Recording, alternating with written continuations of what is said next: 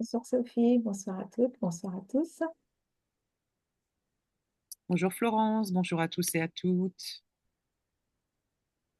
Eh bien, ça y est, on est arrivé. Dernière contemplation du pulse, pour nous en tout cas, depuis qu'on a démarré ce cycle de contemplation. On termine aujourd'hui avec la voie 37.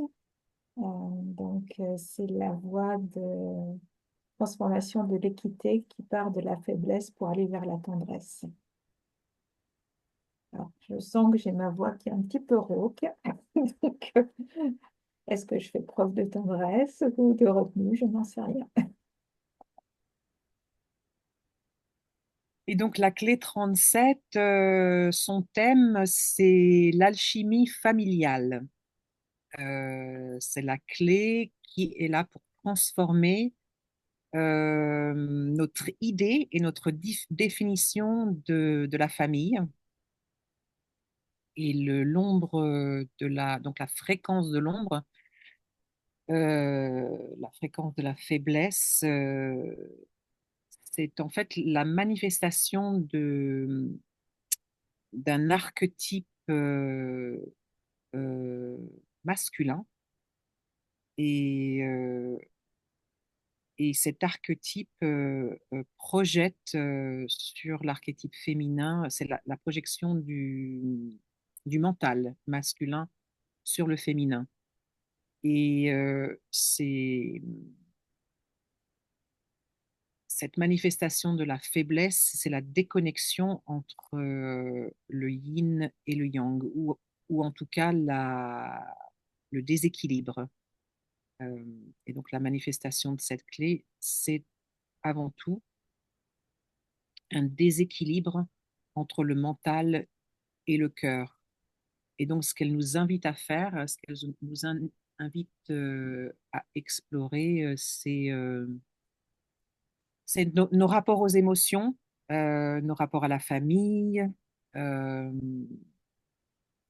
et, euh, et arriver à trouver cet équilibre, cette égalité entre la manifestation féminine et la manifestation masculine de notre énergie, qui n'a rien à voir avec le genre. Je veux vraiment insister là-dessus. Ce n'est pas une question de genre, c'est vraiment une question d'énergie et de fréquence. Et, euh, et c'est l'héritage de cette fréquence dominée par le masculin, c'est ce dont on a eu besoin pour évoluer euh, jusqu'à maintenant. Et donc là, on est arrivé à un moment dans notre évolution où cette énergie demande à être transformée et donc élever la fréquence de l'ombre, élever la fréquence de la faiblesse pour la transformer en égalité et éventuellement en tendresse.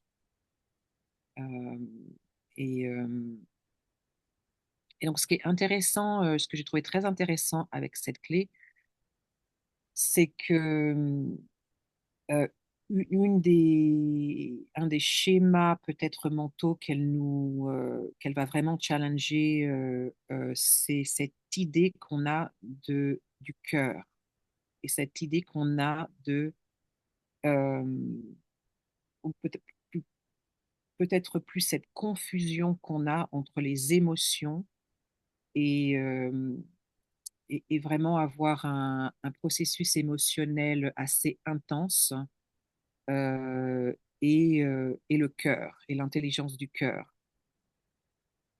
Et donc, c'est vraiment un des concepts qui demande à être changé, élevé, reprogrammé, transcendé, transformé, pour vraiment se connecter à cette énergie qui est la représentation en fait de l'énergie divine, qui est cette énergie du cœur. Et donc merger, connecter les deux de manière à ce que les deux aient autant d'importance. Euh, voilà. Donc, évidemment connecté à notre système nerveux, hein. Quand on est régi, on est aussi régi par juste une partie de notre, ou en tout cas dominé par une partie, la partie droite, non, pas la partie droite, la partie gauche de notre cerveau, qui par définition divise. Et donc, l'invitation aussi de cette clé, c'est d'unir la partie gauche à la partie droite, parce que la partie droite unifie. Et, et, et plus on peut conscientiser. Donc, on a décidé avec Florence que awareness, c'était conscientiser. On essaye. J'ai Conscientiser. entendu ce mot conscientiser, hein. Non, conscientiser. Conscientiser, merci. J'ai entendu ce mot récemment. J'ai trouvé que c'était une belle manière de distinguer consciousness and awareness, donc conscience et conscien- conscient- Conscientisation. conscientisation. Et puis du coup, bah, j'ai perdu, je ne sais plus ce que je disais. Parler de Donc peut-être tu l'unification. veux rebondir maintenant, Oui, Florence. oui, en fait, ce que j'ai pu constater, c'est que la perte d'équilibre amène souvent à la faiblesse, en fait. Et c'est surtout ce que j'ai constaté dans mon cas, c'est lorsqu'on, lorsque j'ai l'impression d'être sans pouvoir, d'avoir perdu mon pouvoir, alors je me sens faible. Et en fait, c'est quelque chose qu'on nous a rabâché, qu'on nous a martelé, qu'on nous a bien fait intégrer en nous le fait d'être faible, de ne pas avoir de pouvoir. Or, je me rends compte qu'on a toujours, toujours du pouvoir, notamment, je l'expliquais à un de mes clients, le pouvoir de dire non. Si tu n'as pas envie de faire quelque chose, tu as le droit de dire non. Euh, c'est ta vie et tu en fais ce que tu veux, quoi. C'est toi qui es le maître. Et donc, euh, on,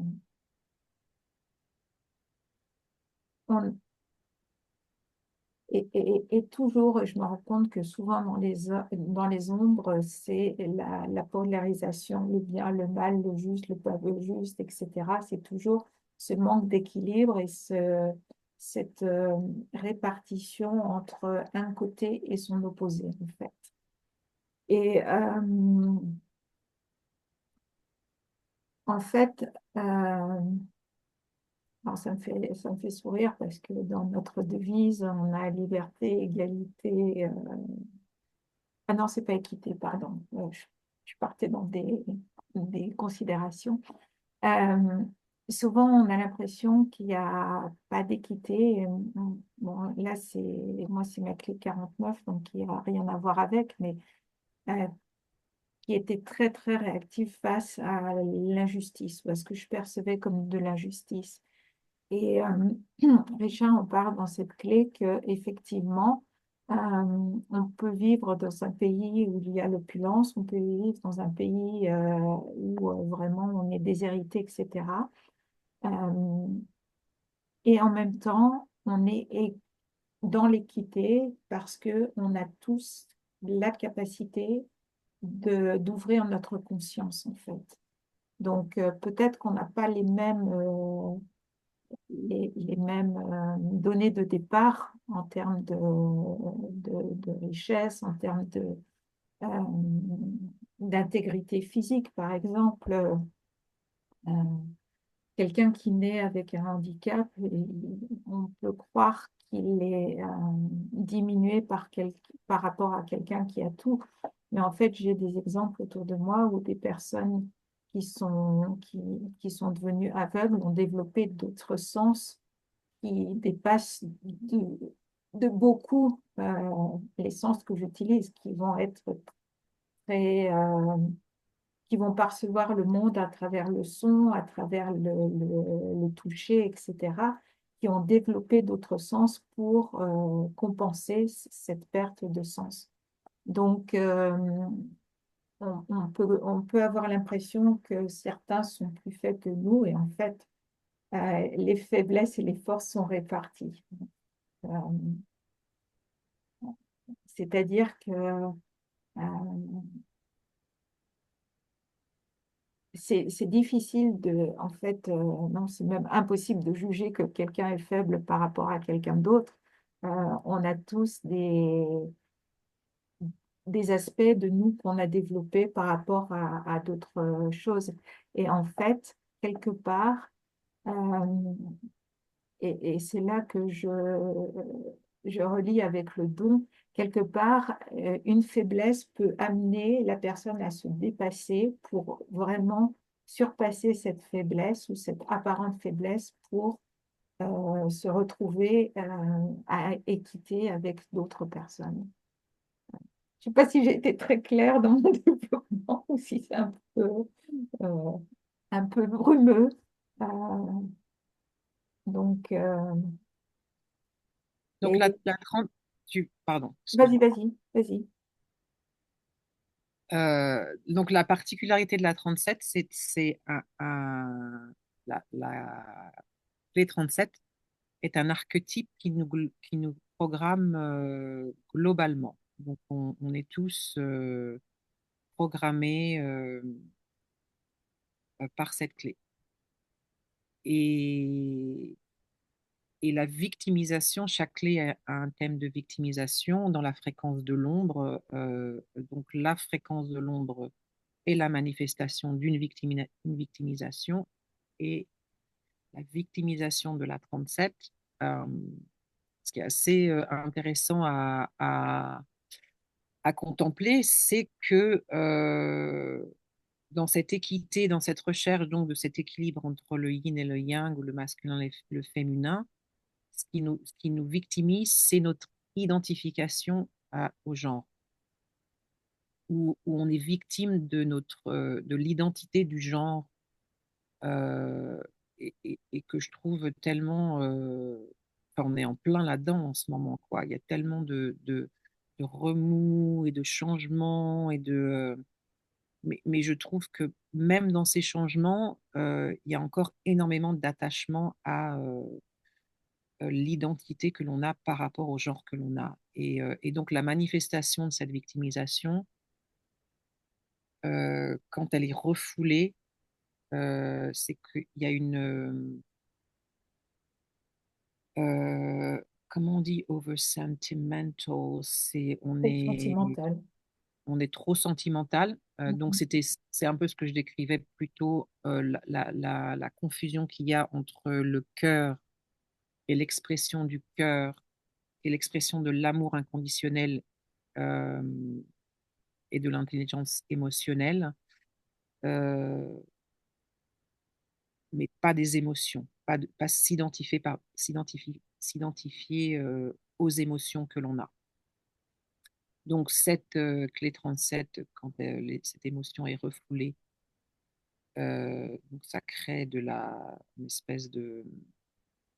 euh, j'ai reperdu le mot, encore on est trop émotionnel, voilà, c'est Trop ça, sentimental, ouais.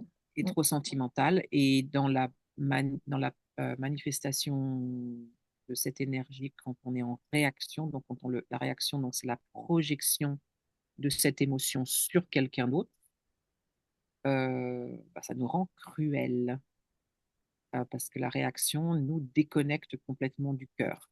Donc la cruauté, c'est une manifestation de la 37, de la clé 37 dans la fréquence de l'ombre. Euh,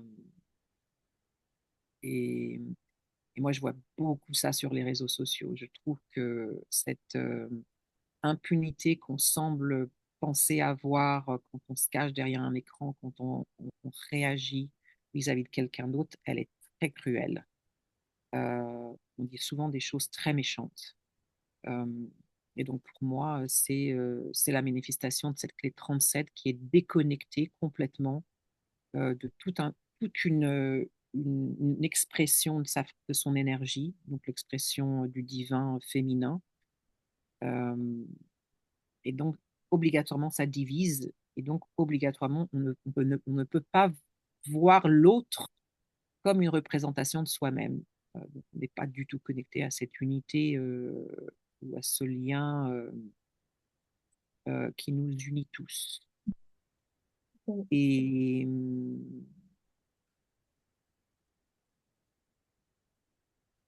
Je me permets de t'interrompre juste pour dire ce que je ressens, c'est que euh, on est parfois cruel, mais c'est souvent inconscient, c'est pas à dessein, c'est pas pour être cruel. tout à fait, de toute façon, à partir du moment où on réagit avec ce type de comportement, c'est inconscient. L'ombre, elle est, c'est un, on est comme si on était pris, euh, euh, on était happé en fait par des eaux qui euh, nous déconnectent de notre conscience. Donc, on n'est pas du tout, oui, la plupart du temps, c'est souvent ce que dit Eckhart Tolle quand il parle de la présence, pour faire un lien entre les Gene Keys et si on est familier avec enfin, si on connaît un peu l'enseignement de Eckhart Tolle, il parle lui du corps blessé, the pain body, le corps, donc la manifestation de l'ombre, c'est la manifestation de la partie blessée de nous-mêmes, la partie qui est en souffrance, la partie qui est dans la peur, la partie qui vit dans les eaux inconscientes de notre être. Et donc le rôle des Jinkies, le rôle de la contemplation, ce qu'elle nous invite à explorer, euh, c'est de prendre conscience, donc de conscientiser nos ombres. Euh, et donc la technique, la pratique de la contemplation, c'est la pratique de rester en présence. Parce qu'à partir du moment où on est inconscient, on n'est plus présent, on n'est plus là. Il y a une déconnexion de nos systèmes qui fait on est en une autre image pourrait être autopilote. On est en autopilote. On est dans la partie mécanique de notre système opératoire, on pourrait dire comme ça si on utilise les termes d'un ordinateur. Donc on devient mécanique et autopilote. Donc l'art de la contemplation ou l'art de rester présent, de rester en présence, euh, c'est ce qui nous permet de prendre conscience de ces mécanismes qui sont gouvernés par les ombres. Euh, Souvent, ça se fait par le biais d'une crise, d'une maladie, de quelque chose vraiment euh, euh, important euh, qui va nous propulser sur ce chemin de la conscience. Euh, ouais. Des fois, c'est simplement vouloir, enfin, avoir enfin envie d'arrêter de souffrir. Ça a été le cas pour moi. Ça a été vraiment cette prise de conscience à quel point je souffrais et pourtant, à la vue de l'extérieur, j'avais tout pour être heureuse, hein. On entend beaucoup cette histoire. Et donc, ça, c'est vraiment la manifestation de vivre à partir de ces ombres. De l'extérieur, tout paraît super, tout va bien, mais intérieurement, il y a que soi, enfin, il y a que moi qui puisse savoir si vraiment l'extérieur matche l'intérieur. Et c'est souvent comme ça qu'on commence aussi, ça peut être une autre manière de prendre de vouloir simplement vivre différemment et arrêter de souffrir, surtout. Et pour moi, c'était le fait de devenir maman qui m'a vraiment fait prendre conscience à quel point euh, euh, ce que tu projeté à l'extérieur ne correspondait pas à ce qui se passait à l'intérieur. Et j'ai été connectée au fait que mes enfants pouvaient le ressentir, ça, énergétiquement. Je n'avais pas commencé à apprendre tout ça encore, mais pourtant, il y a quelque chose en moi qui s'est dit, donc tu es en train de montrer à tes enfants, là, ça ne correspond pas à ce qui se passe vraiment. Et ça a été le déclenchement pour moi euh, de, de voir comme une mission, en fait, comment est-ce que c'est possible de sortir de ça. C'était d'abord ma première question, est-ce que c'est possible de vivre autrement? Et si ça l'est, ben, comment faut faire?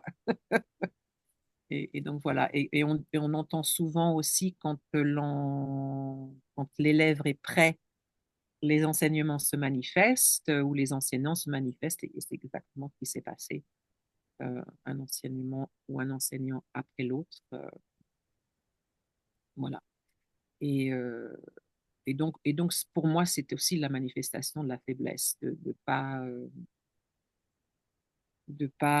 être au gouvernail de sa propre existence euh, et, euh, et de pas ne pas avoir l'impression de prendre, de prendre des décisions et d'avoir des choix euh, et, ou de faire des choix et d'avoir l'impression que c'est plutôt euh,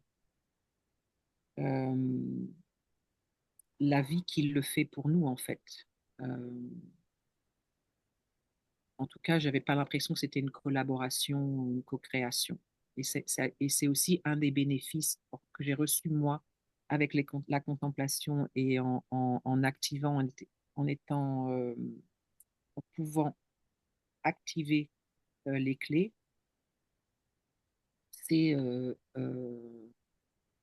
pouvoir maintenant co-créer avec la vie et pas avoir l'impression d'en être la victime. Euh, voilà. Et c'est tout pour l'instant. Tout le temps une jolie perche vers le dilemme de cette clé qui est la soumission. Et en fait, la soumission à nos croyances limitantes et qui est différente euh, je vais le traduire par reddition, mais c'est surrender, c'est lâcher prise à la confiance en la vie, en fait, à voir ce que la vie nous réserve pour nous aider à grandir. Et en fait, quand on est soumis à ces croyances limitantes, on est la plupart du temps, ou je veux dire je suis soumise à cette sensation de powerless, de manque de pouvoir, de puissance. Et donc, ce qui connecte à la faiblesse. Donc, c'est important vraiment de sortir du dilemme de cette clé, de ne plus être, de sortir complètement de l'état de victime en se disant ah, j'y peux rien, c'est pas de ma faute, j'ai aucune prise, je peux pas prendre de décision, etc. Et c'est se dire bon, allez, hop, ok, je vais faire preuve de courage et je vais me regarder en face. Je vais regarder les côtés de moi-même dont j'ai honte, que je réprime, je n'apprécie pas, pour déjà les accueillir et puis pouvoir les transmuter et voir ce qu'ils ont à offrir, euh, puisque chaque ombre offre un cadeau en fait. Euh, Donc, et c'est important. Et tout à l'heure, donc j'ai dit que la faiblesse offrait des opportunités de croissance. Euh, j'ai, j'ai souvent eu des... Maintenant, ça se produit beaucoup moins souvent parce que euh, j'ai beaucoup plus rapidement conscience des schémas qui se jouent et des interactions différentes je suis de plus en plus spectateur de ma personne, en fait. Donc, ça, trouve assez amusant de voir la façon dont je réagis, la façon dont je pense, comme si je me voyais de l'extérieur. Et lorsque je me trouve dans une position de vulnérabilité, euh, ça m'apporte la plupart du temps des opportunités vraiment de modifier certains comportements, de modifier certaines façons de penser, de façon à reprendre en main les rênes de ma vie. Et, et ça, c'est vraiment le travail que m'ont grandement permis les Jinkies et la contemplation des clés de mon profil, et pas seulement de mon profil, celles qui sont plus ou moins communes à tout le monde, et sachant qu'on a tous ces clés quelque part en nous. Et notamment, merci Sophie de m'avoir accompagnée dans cette année de contemplation et de m'avoir permis de contempler en fait toutes ces clés et de voir comment elles résonnent dans mon parcours. Et en fait, toute personne qui s'intéresse aux clés s'apercevra au bout d'un instant que même si une clé n'est pas présente dans son profil, quelque part, il y a une résonance qui se fait. On dit que les profils sont hologénétiques, que les clés sont hologénétiques, qu'on les retrouve un peu partout. Donc voilà. Et cette clé fait partie du cercle de codon de la divinité et qui accompagne donc en fait, j'ai envie de parler du fili de la tendresse, euh, qui pour moi est le moment où il y aura vraiment cette acceptation, cette égalité entre nos fréquences masculines sacrées, féminines sacrées, et qu'il n'y aura plus euh, comment dire, de différence ou de perception de séparation. Et donc, elles font partie du cercle de codon avec la compassion de la clé 36, avec la grâce de la clé 22 et avec la vérité de la clé 63. Et tout ce cocktail détonnant va aider vraiment l'humanité à s'élever à un niveau de fréquence différente, nettement supérieure et nettement plus euh, paisible, me semble-t-il. Donc, je ne sais pas si je verrai ça de mon vivant, mais j'essaye de contribuer à mon petit niveau à faire émerger ces fréquences. Merci Florence. Ouais, la tendresse, la manifestation de ce CD, va beaucoup nous confronter à la définition actuelle qu'on a de la famille, comme tu l'as dit, qui est très très limitante, euh, qui a servi son objectif quand on était dans la conscience, on est encore dans la conscience tribale, mais on commence à sortir de cette conscience tribale en arrêtant justement de se soumettre au pouvoir masculin. Et de nouveau, hein, quand je parle de masculin et féminin, je suis en dehors du genre, hein. C'est vraiment l'énergie et et cette soumission qui a été nécessaire à notre évolution et qui ne l'est plus. Et, euh, et donc, comme tu l'as dit, euh, par le biais du cercle de codon de la divinité, va nous permettre d'accéder à la manifestation divine de notre être et qui va nous permettre de redéfinir comment on voit la famille, comment les familles sont formées. Et cette clé nous connecte par la tendresse au cœur de la famille humaine, vraiment à cette essence collective qu'on partage, mais qu'on partage par le cœur, qu'on partage en apprenant à équilibrer, recevoir et donner. Enfin, ça va vraiment nous amener et nous confronter à toutes ces, comme tu l'as dit, tous ces schémas, toutes ces structures qui ont été construits à partir de l'archétype masculin,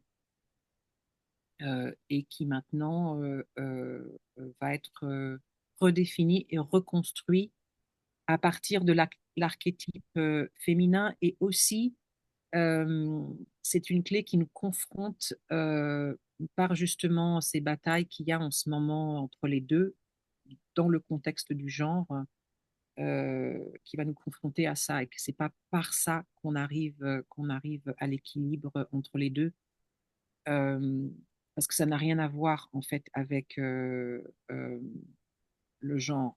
C'est vraiment intérieurement, si les deux, la manifestation des deux énergies, les deux polarités, c'est comme une batterie. On a besoin des deux. Les deux ont la même puissance et la même importance.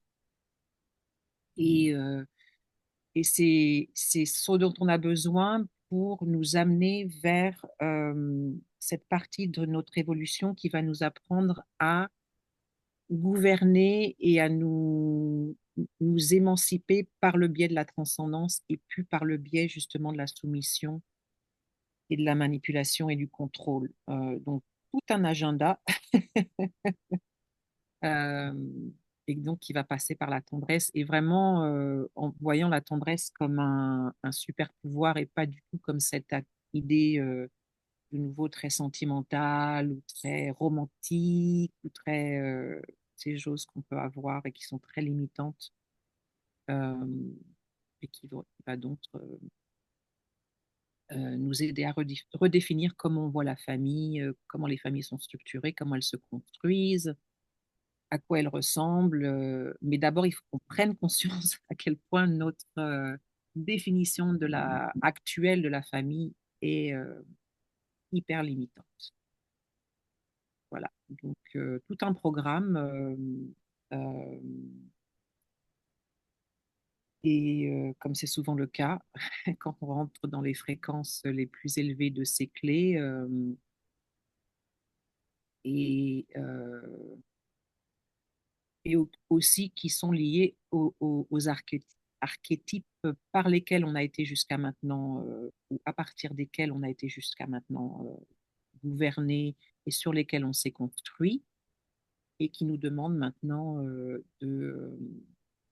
de faire évoluer ça, de transformer ça. Et donc, c'est ce à quoi ces codes servent avant tout, euh, c'est nous transformer nous-mêmes, évoluer, faire évoluer notre conscience et la transformer.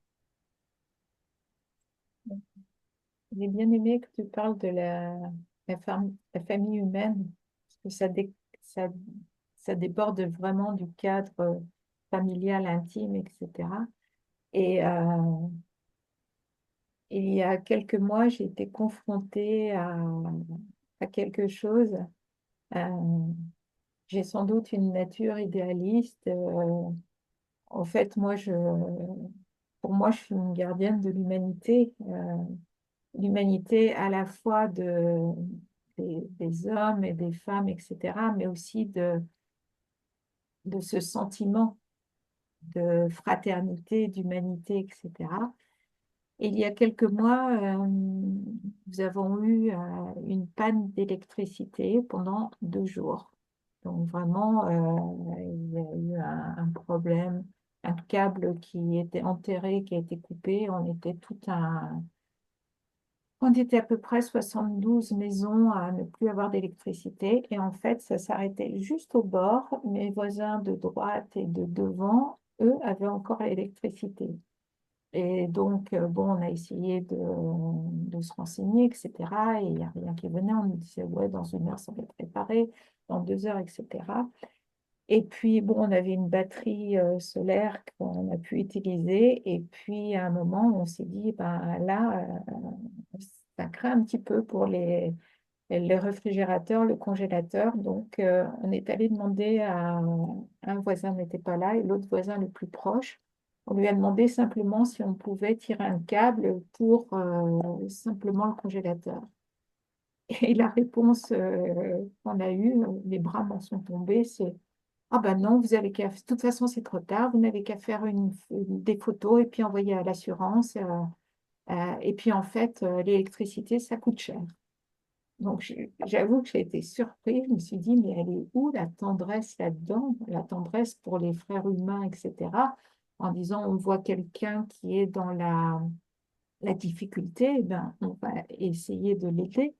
Euh, Nous, on a proposé à un jeune couple qui venait d'avoir un enfant de les héberger parce que on a une cheminée à bois, donc on avait au moins de la chaleur, c'était en plein hiver. Et franchement, je me suis dit, ben, en voyant cette réaction, on en est loin de la tendresse. Il y a encore beaucoup, beaucoup de choses à développer. Donc voilà, ça m'a fait penser à ça. Pour moi, la tendresse, c'est prendre soin aussi des autres, c'est ne pas être son îlot en s'accrochant à ce qu'on a. Donc, Oui, tout à fait. Ça nous fait vraiment, ça nous confronte vraiment à cette idée de donner, de partager, pourquoi on donne, pourquoi on reçoit, si c'est conditionnel, si ça l'est pas. Ça nous, c'est vraiment une opportunité comme tu le dis, être honnête avec soi-même, si on le souhaite, évidemment, si on est prêt pour ça, et avec ces mécanismes qu'on a en place et qui nous montrent vraiment que on est encore euh, énormément programmé par le donner conditionnel, c'est-à-dire que je donne si j'ai quelque chose en retour. Euh, voilà, c'est aussi simple que ça. Et puis vraiment, il y a encore énormément de gens qui se moquent aussi de cette idée. Et c'est là, moi, où je vois beaucoup la cruauté, la manifestation de cette faiblesse en réaction. C'est non seulement, je suis pas d'accord avec ce que tu fais et la manière dont toi, tu peux donner, recevoir et vraiment être dans cet échange. Mais en plus, je m'en moque. En plus, je m'en moque. Vraiment, combien de fois j'entends ce genre de choses, mais qu'est-ce que c'est bête, qu'est-ce que c'est stupide, qu'est-ce que c'est. Enfin, vraiment, c'est cette projection, justement, encore sur l'autre, de ses propres croyances limitantes et de ses propres. Voilà, ces schémas mentaux qui sont énergétiquement euh, parce qu'ils nous demandent de nous soumettre à cette idée, à cette idée de pensée, en fait, de cette manière de penser. Et ça, énergétiquement, c'est épuisant.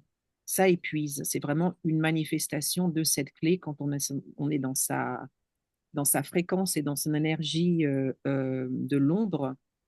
C'est une des manifestations tangibles physiques, c'est épuisant. Avoir constamment à se soumettre aux schémas mentaux et la rigidité mentale de quelqu'un donc qui n'a aucun espace, vraiment il n'y a aucun espace présent pour pouvoir imaginer de penser autrement. Euh, et ça, ça épuise. Ça épuise le cœur, ça épuise la tête, ça épuise tout. Euh, donc, euh, donc c'est vrai que c'est c'est toujours, moi aussi pareil, que je suis comme toi, hein, je vis tellement à l'opposé de ça que c'est toujours à chaque fois comme une petite, une petite claque énergétique quand on reçoit ce genre quand on est reçu comme ça, parce que c'est la manière dont les autres nous reçoivent quand on a ce genre de retour. Donc, c'est toujours intéressant de voir. Euh, et puis, ça remet aussi souvent les pieds sur terre avec la réalité de ce qui nous entoure aussi, parce que quand on est très souvent dans ces milieux de transformation et euh, de vouloir élever sa conscience, je pense que c'est aussi très utile de, de se remettre les pieds sur terre de temps en temps et de prendre et d'être euh, confronté aussi à cette réalité de, de, de l'état de la conscience dans laquelle, pas l'état, la fréquence énergétique euh, euh, dans laquelle beaucoup de gens sont encore. Euh, Donc, ça a été douloureux pour ma ligne 6 qui a été déçue. c'est pareil, toi et moi, on a cette ligne en commun en attracteur, et c'est vrai que euh, c'est toujours décevant, mais et en même temps, je trouve que les clés nous permettent, parce qu'on a cette plasticité du cœur et de l'esprit, euh, eh ben, on ne le prend pas personnellement. Et du coup, we move on. Donc, je suis aussi très, très, pour moi, ça, c'est aussi une chose de très tangible, c'est que de moins en moins, je suis affectée par l'état émotionnel des autres, en fait. Euh, et ça fait du bien aussi. Et pas par de l'indifférence, hein, on en a déjà parlé, c'est très différent, hein, c'est pas de l'indifférence, parce qu'au contraire, c'est de la compassion. Donc ça n'a rien à voir, c'est plus un pouvoir qu'une faiblesse. En tout cas, énergétiquement, c'est le ressenti qu'on a. Euh, ça n'affaiblit pas nos systèmes biologiques et physiologiques, au contraire. Voilà. Donc, je vais m'arrêter là parce que, Oui, comme d'habitude, on pourrait parler pendant des heures. tout à fait. Donc, je vais être consciente du temps. On avait dit qu'on essayait de rester sous 1 heure. Donc, voilà, c'est notre dernière contemplation du pulse, cette dernière clé. Donc, je vous souhaite à tous et à toutes énormément de tendresse. J'ai vraiment beaucoup aimé cette année qu'on a passée, toi et moi, ensemble. Très challenging. On s'était vraiment donné ce défi d'arriver à faire une année complète de partage de nos propres contemplations et de notre propre intégration aussi de ces clés, hein, comment vraiment on les incorpore et on les incarne. Et voilà, donc merci beaucoup et j'ai hâte d'annoncer nos prochaines aventures pour la prochaine fois. Donc merci beaucoup. Oui, oui, on a À tous. quelques surprises dans notre besace, donc on vous tiendra informé très rapidement. Merci Sophie de m'avoir accompagnée. Merci à vous toutes et à vous tous de nous avoir suivis. Euh, voilà, on espère que vous avez pris du plaisir. En tout cas, nous, on en a pris beaucoup. Enfin, je parle pour nous parce qu'on en a discuté ensemble, mais voilà, c'était une belle série. Donc, à très bientôt et restez fidèles, restez à l'écoute. Bonsoir Sophie et merci. Merci, au revoir.